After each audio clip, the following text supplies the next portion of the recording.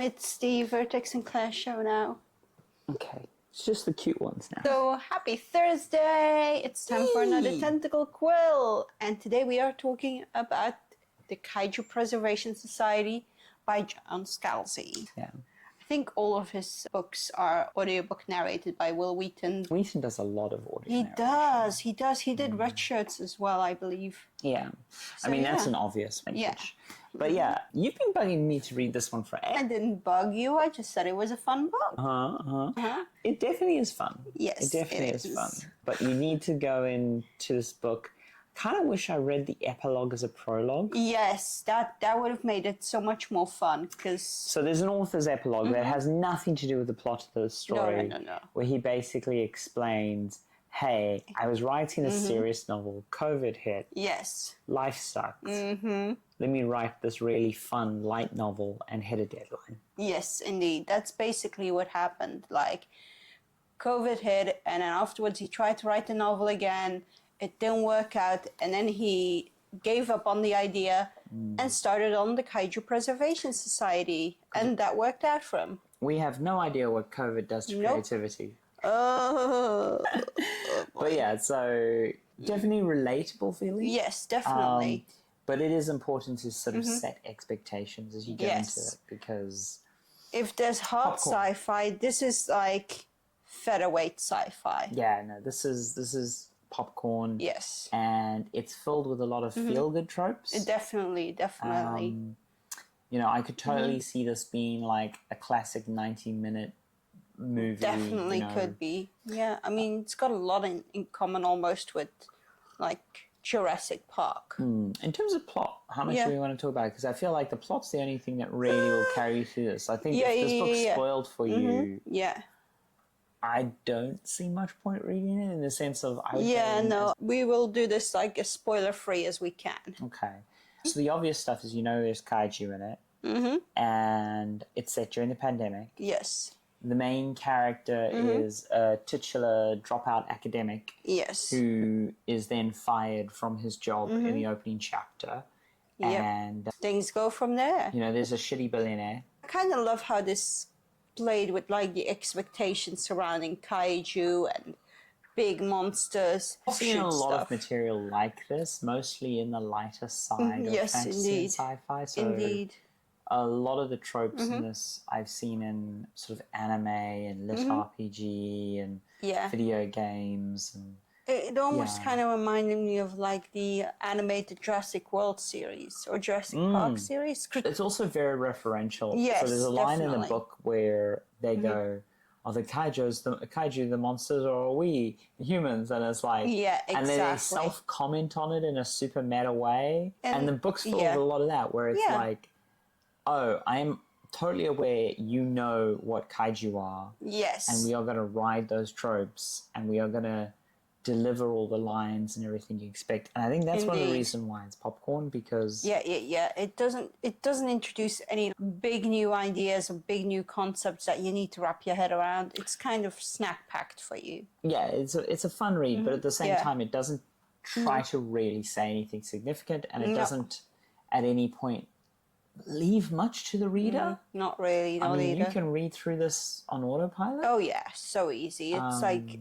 you could go through it in like one day, probably. Oh yeah, no, this is a beach read in a day. But yeah, the way it played with the tropes was really fun for me, because it's like, you know what a kaiju is, you know what a kaiju is capable of. Let's play some plot around there. Let's see what we can do with that. What can we introduce? But I suppose the real question for me is, would you recommend this book? It depends. If someone's like, hey, I'm just looking for a quick palate cleanser after a big series, I would say definitely go for this. The thing for me is, it's like, there's a situation where you know there's something you want to watch on a streaming service or a DVD, right? A good thing. And then you can flick on YouTube. And this very much feels like flicking on YouTube. Yes, it kind of does. It's a bit more of an investment of time. Which is a kids show. I felt like I got more out of that than this. In the sense of, like, I don't want to say it was time wasted, because it was a fun read. But it was one of those, like, as a reader, I'm like, okay, I've given you my time. Yes. What am I getting out? And like, I read a lot of trash, right? I read a lot of stuff I just read for enjoyment. So, for example, is lit RPG stuff. Oh yeah. But I feel like there's a bit more there for me to chew. Okay. I quite enjoyed it, but I don't know if my enjoyment mostly comes from characters, banter, and the fact there's kaiju involved, or the fact that I already like this author. Look, it's a well-written book. Yes, it is. He even in the epilogue says, you know, like, lower your expectations. Yes, This basically. is a fun book. Yeah. I wrote this because my brain couldn't turn on, kind of thing. And I think that's a useful mode of creation to go into. But as I say, I wish the epilogue was at the prologue. Yeah. That would have been really cool to read in advance, because it's also, you know, we've all been there. We were like so stuck with an idea, we lost a lot of words on it, and then we just go like, fuck it, and we do something else, and suddenly that unblocks everything, because we're no longer with that, oh, we need to do this, we need to fix this. Yeah, I don't know if it could have benefited from more time to cook. I don't know. And the thing is I don't know how you would elevate it, so to speak. But yeah, I mean, it was fun. It has its joke moments. There's no real trigger warnings for it. No. Just COVID. It does take place in the time of COVID. How do you feel about the gay couple? I liked it. It was very bantery. It was very silly. It has no impact on the story. No. It didn't. But it just felt like it was kind of dropped in as a scene. I enjoyed the jokes in it. Firebomb jokes were very fun. But that's it. It just feels like it was kind of dropped in. Not in a scammy way, but in a like, I don't know. It just felt like gay comedy. I don't know. There was also a non-binary character, which was nice. Really? Where? Yeah, the Neve, they used they. Again, I thought that was just used in a sort of neutral English. No. It was just more the nature of how they were used in the plot, and the fact that they were used as bookends of comedy. You know, because that roommate couple's used at the start of the book and the end of the book as sort of a comedic threshold before the threshold is crossed in the story. True. But, like, for example, it's also I did enjoy them, though. The fact that one of them's trans is only, like, mentioned in passing with the mention of a dead name. Oh, yeah. Yeah, reference to the family thing. Yeah, I'd forgotten about that. Like, so, there's, like, itty-bitty bits of inclusion. It didn't feel like tokenism in any way. No, it just felt very strange because, as I say, they were used as bookending features. Yeah, there was a very circular narrative, kind of like the circularity of like the business card in the beginning and then the business card in the end. But this is like the classic tropes, as I say, like it very much follows hero's journey, or more accurately like Dan Harmon's like story circle. Yes. And, you know, the whole idea is that this has happened and this will happen. But, you know, it's fun to listen to a bop and that's basically it. Like, I said it earlier, but if there's hard sci-fi, this is basically the featherweight class of sci-fi, and it's... Yeah, this is kaiju pop. Yeah, kaiju pop's a good word for it, because it's also basically... It doesn't really introduce anything that the regular audience would not know about. I think if you're light in the kaiju world, there's some concepts which I've definitely seen in other places, but are done very well here. Definitely things I've seen in other films and stuff.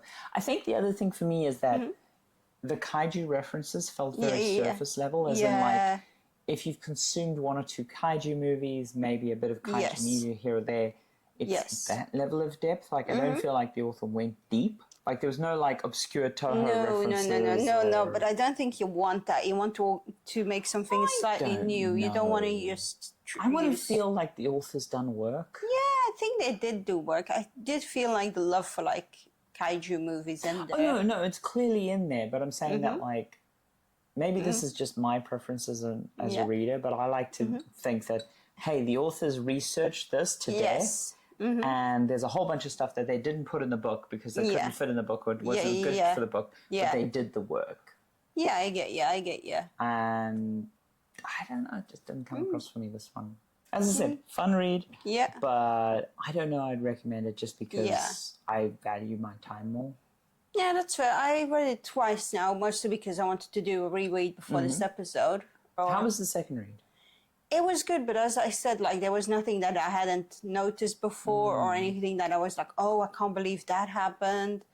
So this is also my first Scalzi read, and I know yeah. he said he's self-declared this is one of his lightest books. Yeah. I don't know. I've always had a chip on my shoulder about Red Shirts, the novel. Okay, did like you I've read never it? gotten around to reading yeah. it. It felt like an easy take. It was interesting. I don't really remember all that much. I suppose my point though is how would you rate this as a Scalzi novel, and would you say this is typical of his work? Oh, this is very typical of his work. I feel like yeah, because I've read Red Shirts, I've read the Lock-In series. I quite enjoyed those. They felt like there was a lot of like thought of they're going into that world. This one as well. You have like, why don't we eat the indigenous stuff? Oh, it's just this. Or how does this come about, and what happens to this kaiju if this doesn't happen? So I do feel like there's some stuff in there that he might have like thought through and done some world building on. I have a proposal for a book for us to read that's similar to this. Okay. I'm trying to remember the other author because Terry Pratchett writes it with another author, but the Long Earth books. The Long Earth books, okay. They're very good. Anyway, we should keep this episode short, just like the book is short. Yes, the last point, It's no trigger warnings. It'll make you feel good. It's basically billionaires are bad. It's basically millennial wish fulfillment. It's a pretty accurate description, yeah. Millennial wish fulfillment. Yeah, it's a fun read. Just don't expect to be challenged. Exactly. All right, that's all we had to say on the subject today. So have a great day. Don't forget to like and subscribe. I can't believe I'm saying it, but we have to say it. I mean, the main thing for us, actually, more than liking and subscribing, is if you have any thoughts, let us know them in the comments. Give us comments. Discussion is actually more useful to us at this point. It doesn't have to be in the comments. It can be on Twitter, or it can be wherever you can find us or reach us. You're also welcome to suggest books that we should have a look at that you think like, oh, this might be a fun one to have discussed. Yeah, I think the big thing for us really is just to have some more discussion with you guys and figure out formats and stuff. Because we've been doing this almost a year now. Subscribe. Been over 6 months now. Holy wow.